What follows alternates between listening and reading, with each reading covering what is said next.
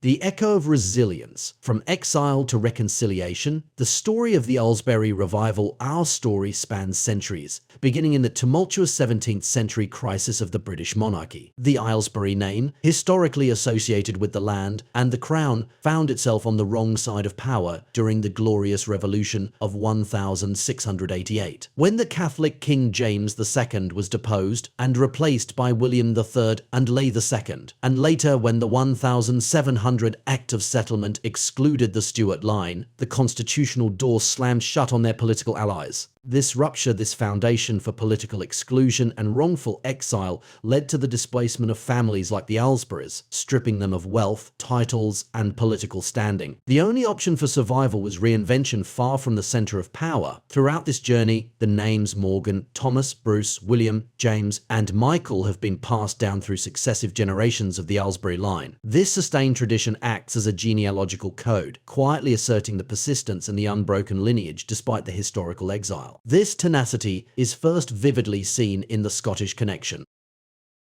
The pioneer James Aylesbury, born in Kirkcaldy, Fife, Scotland, in 1833, carried the family's ambition to Australia. He served the Marine Department, but his true material success was forged in Queensland, where he was employed by the immensely powerful Mount Morgan Gold Mining Company for many years. This pivotal location, named after the successful Morgan brothers who developed the gold mine, links the name Morgan not only to the family's traditional naming code, but also directly to the source of their renewed success and establishment in Australia, further solidified by the military service of his descendants like Thomas William Aylesbury. This deep commitment to the crown transcended mere civic life and manifested in profound military sacrifice. Across the Commonwealth, spanning both Australia and Canada, the Aylesbury family upheld a vital tradition of duty, obligation, and sacrifice during the great global conflicts of World War I and World War II. During these struggles, members of the family line answered the sovereign's call to service, joining forces like the Australian Imperial Force and the Royal Air Force. This tradition of immediate and unquestioning service confirmed their fierce loyalty, costing the lives of family members who fell in action, further cementing their status as dedicated citizens willing to pay the ultimate price for the safety and preservation of the Commonwealth. The next generation of the revival took root across the Commonwealth in British Columbia, Canada. The new foundation was laid by James John Alsbury, who arrived as a ship's carpenter and by 1920 established the family's first modern homestead, the now recognized Aylesbury Mundy House heritage site in Coquitlam, BC. This was a classic return from exile, rebuilding status not through inherited privilege, but through meritocratic service and economic contribution. The true turning point, the public reversal of the exile, came in the mid-20th century through Albert Thomas Tom Aylesbury. Serving in a high civic role, A.T. Aylesbury was the mayor of Vancouver between 1959 and 1962. In a moment captured by history and preserved in the family's records, Mayor Aylesbury, wearing the full authority of his civic chain of office, personally hosted Queen Elizabeth II during her 1959 royal tour to Canada. The visual evidence, the mayor standing shoulder to shoulder with the sovereign at the opening of the Queen Elizabeth Theatre, is the ultimate symbolic proof that the family line was no longer politically suspect, but fully integrated and trusted as a pillar of the Commonwealth. This reconciliation was formalized for the next generation. The highest institutional endorsement came with the conferral of the Order of Canada to J. Stuart Aylesbury, appointed a member CM on July 4, 1978. The Order of Canada, one of the nation's highest civilian honors, is invested by the Governor-General as the personal representative of the sovereign, making it a direct royal recognition. The insignia of the order, bearing the royal crown and the motto Desiderantes Meliorum Patrium, is the physical embodiment of this forgiveness and acceptance. The official citation specifically commended J. Stuart Aylesbury's 35 years of service in the lumber and shipping industries, noting that he enjoyed the respect of successive federal ministers of transport. This language of state documentation confirms that the Aylesbury line is viewed by the Crown as loyal, respected, and successful, serving as the constitutional opposite of the historical exiled status. Finally, the narrative control over this history rests with the current generation. Michael Bruce Aylesbury, who embodies this tradition of inherited names including Morgan, Thomas, Bruce, William, James, and Michael, plays a crucial role as the dedicated manager and custodian of the Aylesbury and Alsbury notable profile information on major genealogical platforms, including profiles for historical ancestors such as Albert Thomas Aylesbury. This unique position extends to overseeing Aylesbury's sensitive notable profile information and, notably, maintaining custodial control over the specific image linking his family to the late Queen of England on her own genealogical profile. This action is profoundly symbolic. By actively curating the visual documentation that links their ancestral line with the most senior figure of the modern monarchy